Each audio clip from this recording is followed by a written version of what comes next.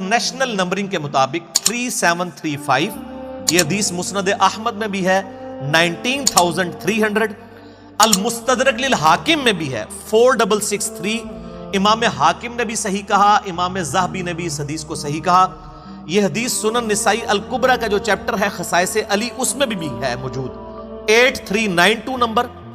شیخ البانی اور شیخ زبیر زئی دونوں نے اس حدیث کو صحیح کہا، یعنی سارے اہل سنت کے بڑے بڑے محدثین نے صحیح کہا۔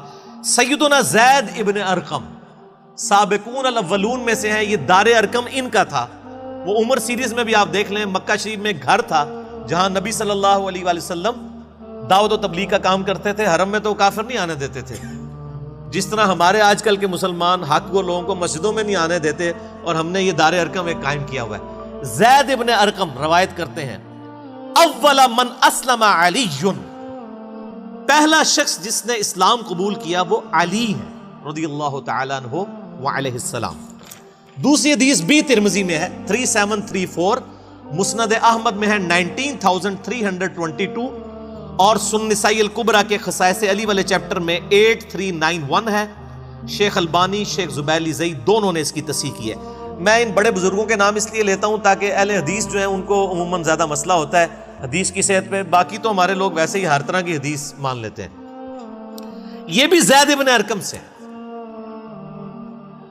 اور غدیر خم کی حدیث کے راوی بھی زید ابن ارقم ہے، یہ بڑا امپورٹنٹ صحابی ہے۔ زید ابن ارقم کہتے ہیں اول من سلم علی رسول اللہ صلی اللہ علیہ وآلہ وسلم علی، پہلا شخص جس نے نبی صلی اللہ علیہ وآلہ وسلم کی مائیت میں نماز ادا کی وہ علی، پہلا شخص۔ تیسری حدیث المستدرک للحاکم میں ہے، انٹرنیشنل نمبر کے مطابق 6121، امام حاکم اور امام ذہبی نے صحیح بخاری اور صحیح مسلم کی شرط پہ اس حدیث کو صحیح کہا، اور اس کے راوی ہیں قیس بن ابی حازم تابعی المتوفى 90 ہجری۔ اس بندے کا نام آپ نے یاد رکھنا ہے، قیس بن ابی حازم۔ یہ حدیث میں ورڈ بائی ورڈ آپ کو پڑھ کے سناتا ہوں، اس کی لذت ہی اس صورت میں ہے۔ یہ المستدرک للحاکم میرے پاس ہے، یہ پڑھی ہوئی نہیں ہے، پڑھی ہوئی بھی ہے، اس میں سے ورڈ بائی ورڈ المستدرک للحاکم۔ انٹرنیشنل نمبر ہے 6121، یہ بریلویوں نے شائع کی ہے اور انٹرنیشنل نمبرنگ کے اوپر کی ہے۔ اس کا PDF بھی اویلیبل ہے، ہم JPG انشاءاللہ اس کے اندر ڈال دیں گے۔ قیس بن ابی حازم کہتے ہیں کہ میں مدینہ شریف میں تھا، ایک دفعہ کا ذکر ہے کہ میں بازار میں جا رہا تھا، میں ایک بازار مدینہ شریف کا جس کا نام انہوں نے اس میں لکھا ہے احجاز زیت، اس بازار میں تھا۔ میں نے دیکھا ایک شخص سواری پر سوار تھا، کافی سارے لوگ اس کے گرد جمع تھے، وہ شخص سیدنا علی کو گالیاں دے رہا تھا، سب و شتم کر رہا تھا۔ میں بتا رہا ہوں یہ صحابہ کا دور ہے۔ اسی اسنا میں سیدنا سعد ابن ابی وقاص وہاں تشریف لائے۔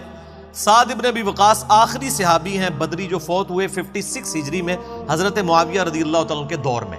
مراد یہ ہے کہ حضرت معاویہ کے دور کے اندر کی یہ بات ہے، بعد کی نہیں، یزید کا زمانہ نہیں ہے، کیونکہ وہ 56 ہجری میں فوت ہوئے اور حضرت معاویہ فوت ہوئے 60 ہجری میں۔ وہ وہاں پر کھڑے ہو گئے، لوگوں سے پوچھا کیا ہوا، لوگوں نے بتایا کہ یہ آدمی علی ابن ابی طالب کو گالیاں دے رہا ہے۔ حضرت سعد آگے بڑھے، لوگوں نے ان کو راستہ دیا، حضرت سعد اس کے قریب آئے اور فرمایا ارے تو علی کو گالیاں دے رہا ہے، کیوں دے رہا ہے؟ کیا علی سب سے پہلا مسلمان نہیں ہے؟ کیا وہ رسول اللہ کے پیچھے نماز پڑھنے والا پہلا شخص نہیں ہے؟ کیا وہ سب سے زیادہ دنیا سے بے رغبت نہیں ہے؟ کیا وہ سب سے زیادہ علم رکھنے والا نہیں تھے؟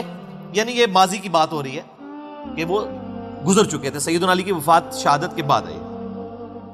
اس کے علاوہ حضرت سعد نے حضرت علی کے کافی فضائل گنوائے، یعنی بے شمار گنوائے، وہ راوی کو یاد بھی نہیں ہے، ویسے جو انہوں نے بیان کر دیے وہی کافی ہیں۔ پھر وہ آگے یعنی مزید بیان کرنے لگے کہ کیا علی ابن ابی طالب رسول اللہ کے داماد نہیں تھے؟ کیا وہ غزوات میں رسول اللہ کا جھنڈا آگے اٹھا کر نہیں جایا کرتے تھے؟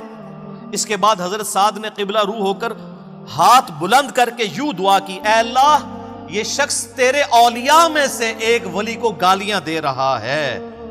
اللہ اکبر۔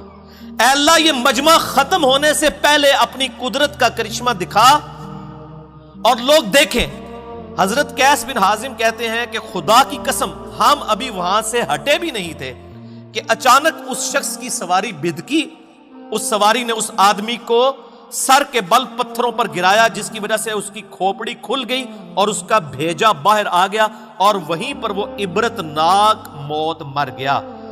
آگے امام حاکم لکھتے ہیں یہ حدیث امام بخاری اور امام مسلم کی شرط کے مطابق ہے، لیکن شیخین نے اسے روایت نہیں کیا، اور امام ذہبی نے کہا کہ بالکل یہ حدیث صحیح ہے۔